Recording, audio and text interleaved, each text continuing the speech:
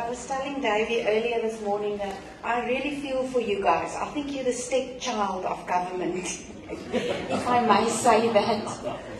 And the reason being is, when I prepared this presentation, and I remember 2 years ago when I also had a discussion with you guys, I think it was in Joburg, that the law mentions you and then it forgets you. Especially if we look at financial management arrangements and especially procurement and supply chain management.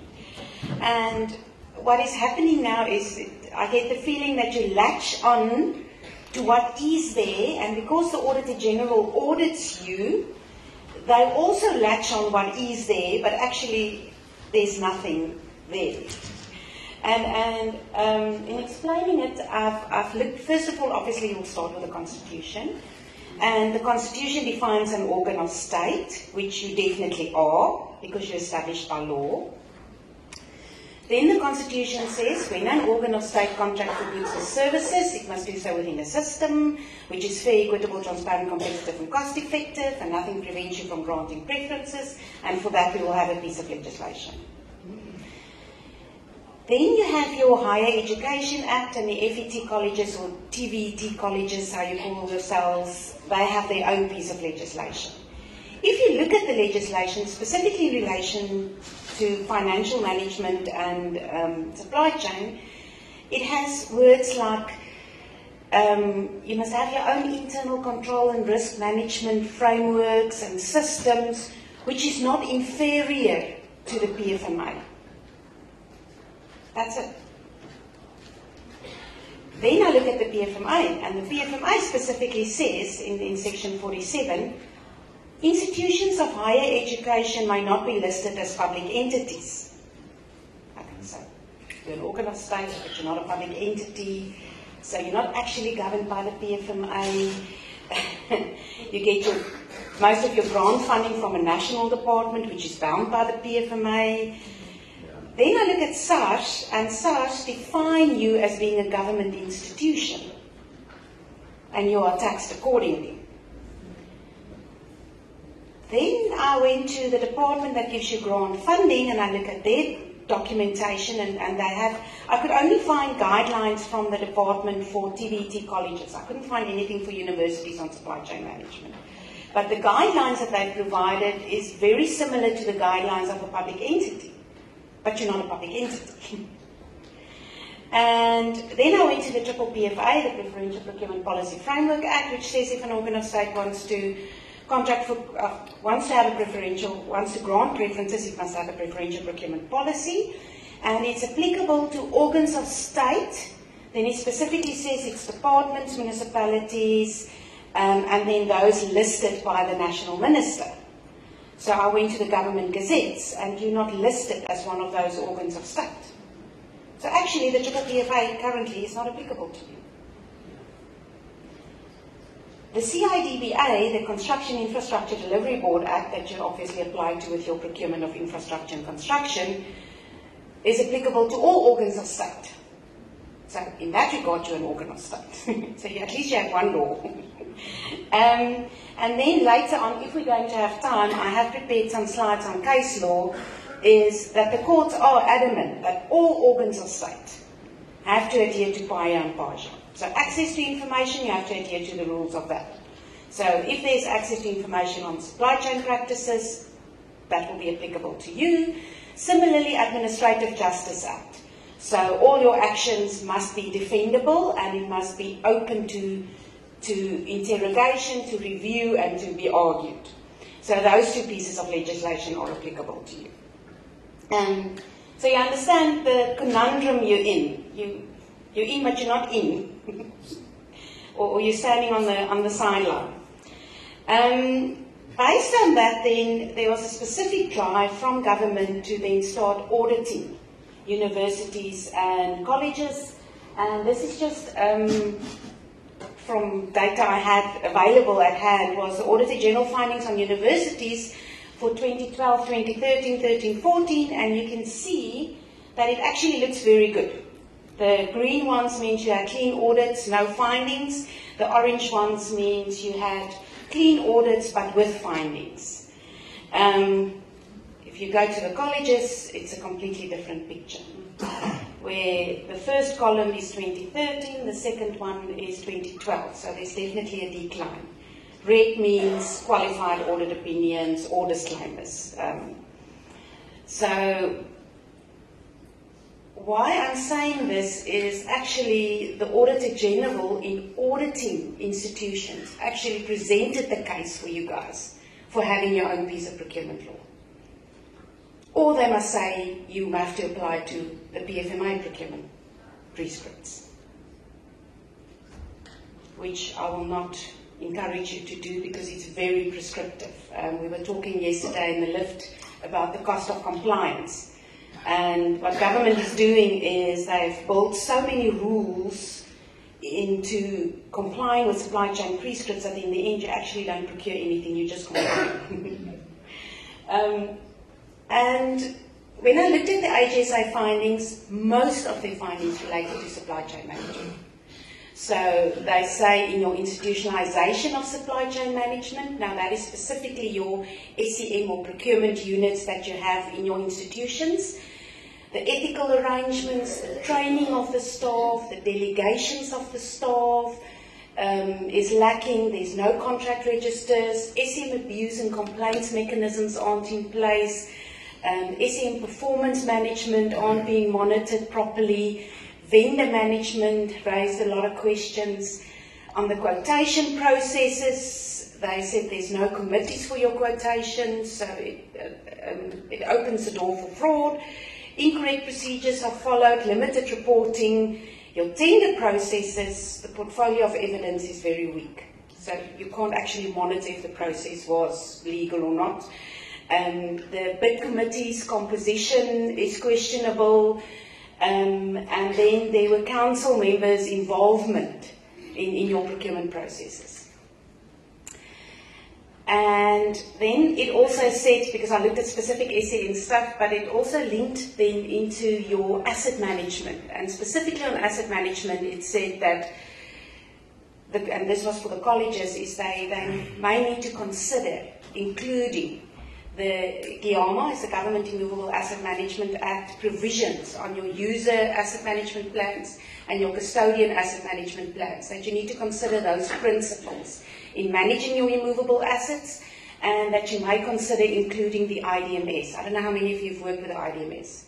It's the Infrastructure Delivery Management System that National Treasury has implemented at national and municipal, provincial departments and municipalities since 2014. But it's more how you deal with your infrastructure and construction procurement. But it's guidelines, because it's not your law. So all that the Auditor General can say is look at those principles and look at if you can't adopt it into your mechanisms.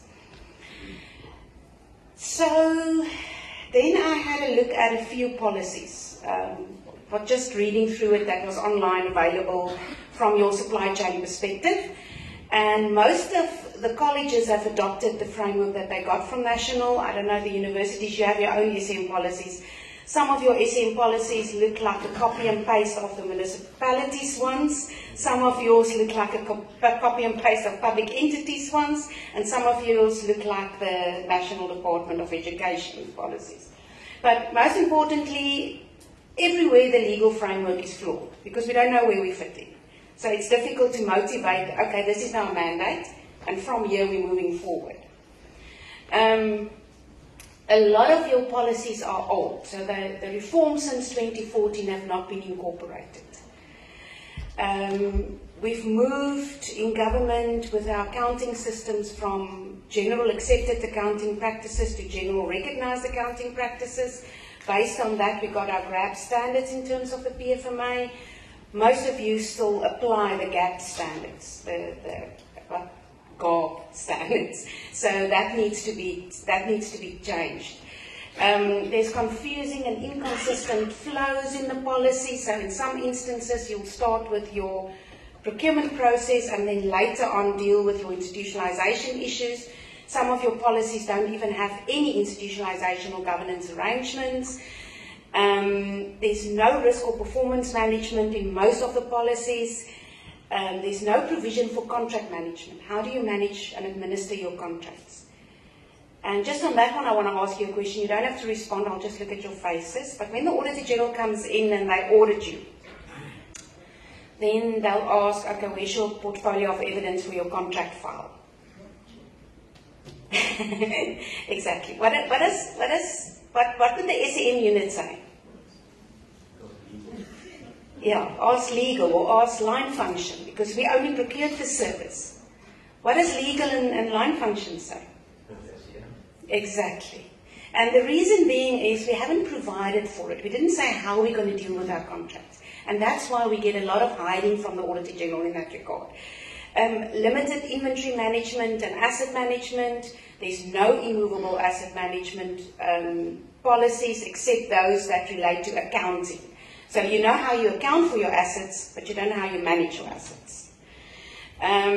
New preference regulations were not incorporated. No case law considerations were considered or incorporated, and there's a few changes that happened with our case law that we need to build in. And then lastly, no consideration of infrastructure management. How do we deal with the alignment between your supply chain practices versus the CIDBA and how we manage infrastructure and construction procurement? Now, this is not one specific policy. These are just overall generic findings. So based on all that, my suggestion is that I think we have enough of a case to make that you can have your own procurement law. I would even go as far, but that's not the purpose of today, to say you must actually have your own finance law. Especially if we look at the whole argument about fees must fall, the new grant frameworks coming in, how are we going to manage it, how are we going to report on it, as the gentleman yesterday said from Fort Hare. Other people's problems have now become the university's problems. So people don't have fees, we must sort it out. People don't have housing, we must sort it out. So it becomes your problem. So then give us a law to give us mandates on how to manage it. Because currently we're all just falling around trying to accommodate and be seen to be accommodating. But we don't have team. And based on that, I will say, yes, you need your own law. My suggestion, if you have your own law, first of all, the first principle of the law must be, it must say each institution must have its own policy. And what must be in the policy? Now this is very important because we're struggling to get, especially National Treasury, but it's other institutions, to tell them that their mandate to make law is to tell you what. Their mandate to tell you how is not theirs. That is each and every institution's mandate. So what the policy must tell you is you must make provision for institutionalization. What should be in it? What must the unit look like? What are the powers? What are the mandates? What are the delegations? What are our governance issues? Do we have bid committees? What do they look like? How do we deal with abuse? How do we deal with complaints? How do we deal with access to information? What filing systems do we have? That you provide for in your institutionalization. Secondly, how do you deal with demand management? How do you identify your needs? How do you plan for your needs? How do you source those needs? That's that whole strategic sourcing mechanisms and principles. Then your acquisition management. In acquisition management specifically, I would say don't just do the acquisition management for general goods and services. Have a chapter for general goods and services, one for infrastructure and construction, and one for immovable assets. You cannot get 3 quotes if you want to rent a place. It doesn't make sense. You have different sourcing strategies for immovable assets. And currently we use the PFMA prescripts that talks about goods and services. And then the Auditor General audits us on goods and services, how we manage assets. It's not the same thing. So rather have your own policy that says how you will deal with it. Say who will administer contracts, who will manage contracts. Normally contract administration is being done with your SEM unit. They keep your contract registers. They monitor it for exemptions or failures or extensions. But your contract management sits with line function. What must line function then maintain? Logistics, inventory and asset management. Once you've bought the assets, what do you do with it? Where do you record for it? How do you manage it? And then how do you dispose of it? How do you manage your risks related to supply chain? And lastly, how do you monitor your performance and manage that so that you continuously improve? and increase your own maturity levels. So that is what the policy must tell you, these are the things that must be there, these are the minimum requirements, that's it. Don't interfere in how we do or run our house. The second provision is something that I've hoped we would have done in government, but we haven't yet, is to establish then an objection, appeal, and monitoring and evaluation forum. It could even be a board. It could even be a board that sits at PERCO, which is independent. Because what that board does then is reviews policies and give advice to your institutions. If there's appeals or objections, the complainants don't have to go to court. They can go to an independent body, much cheaper, and resolve the objection, which is independent arm's length from your institution.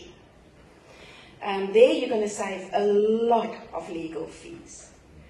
And then they can also monitor performance to see who's performing better so that we can then share practices. And that's basically what such a forum or board should look like. The third principle I would then recommend is that the Act must provide for you what procurement process and thresholds apply. Now, this is my suggestion, please, it's not tested anywhere, but I would, for instance, say for up to 2,000 Rand, you use a procurement card. There's nothing preventing you from doing it. You're not a BFMA institution, so you can.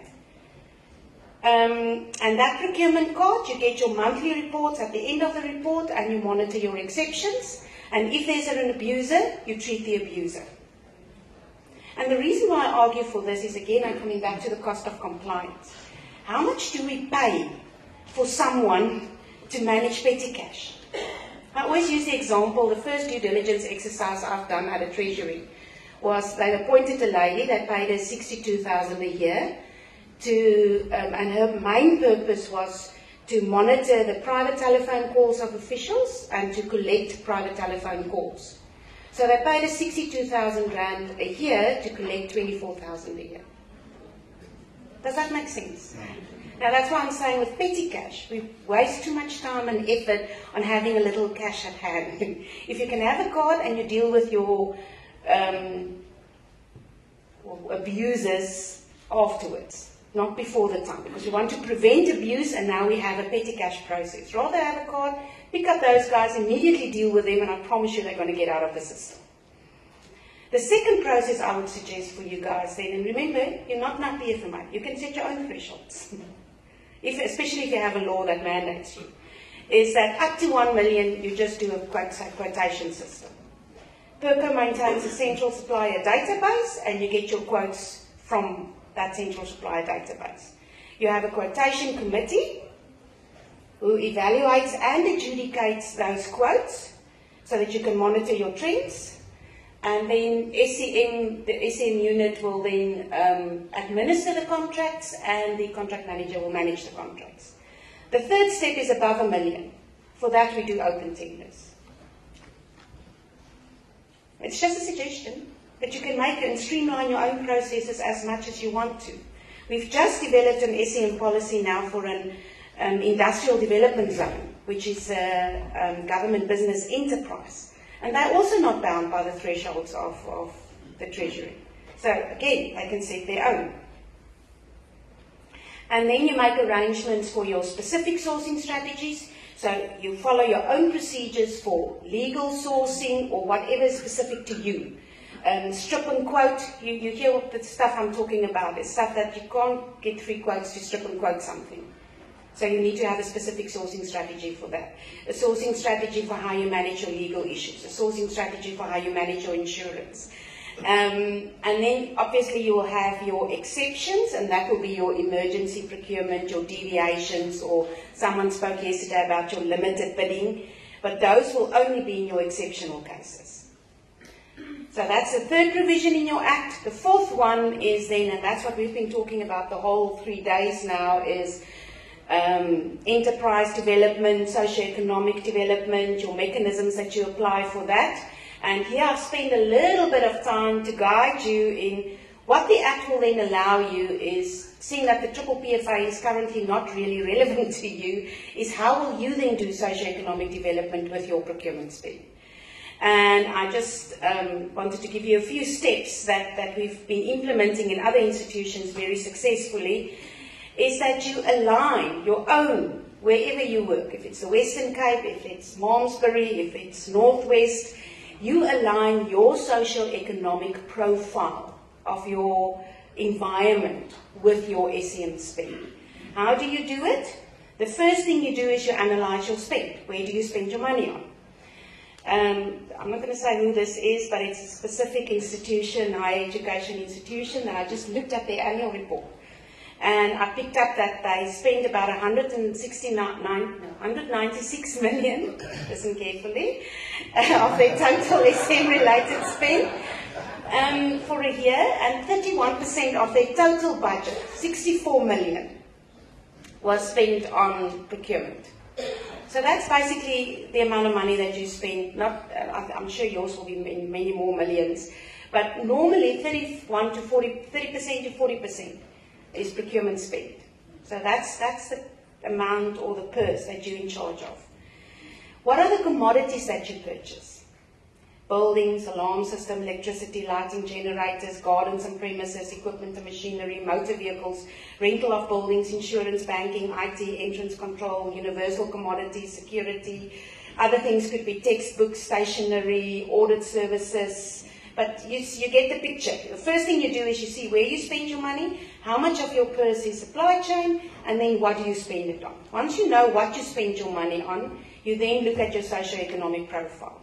That's very easy. If it's in a municipal area, you go to the IDP of your municipality, the Integrated Development Plan, or you go to the provincial, I'm sure you've heard they talk about the MTBPS, the Medium-Term Budget Policy Statement of Government. If you look at that, it actually breaks it down per province, what your socio-economic profile looks like. So there it will tell you what is your population growth, what is your demographics, how many people are employed, how many people are unemployed, how many of them are youth, how many of them are single-headed female households. All that data is available. So now you know what your socio-economic profile looks like. Third step, you basically marry the two. You marry your spend with your profile. And you will, for instance, say, I used wards for municipal area, but you can use areas. You can say Northwest, a specific village or township or whatever. We want to increase the unemployment or economically inactive people. We want to increase job creation for female-headed households. We will look at our sector growth versus our spend, and for that, to improve the sector growth, rather than having quotations, small quotations for entertainment or catering services, we'll have 3-year term contracts. We will force consortiums. If we're in the Northwest and there's only 2 of the 4 audit houses and we need audit services to be done, we will force those audit houses to form a consortium with local suppliers. Nominated subcontracting.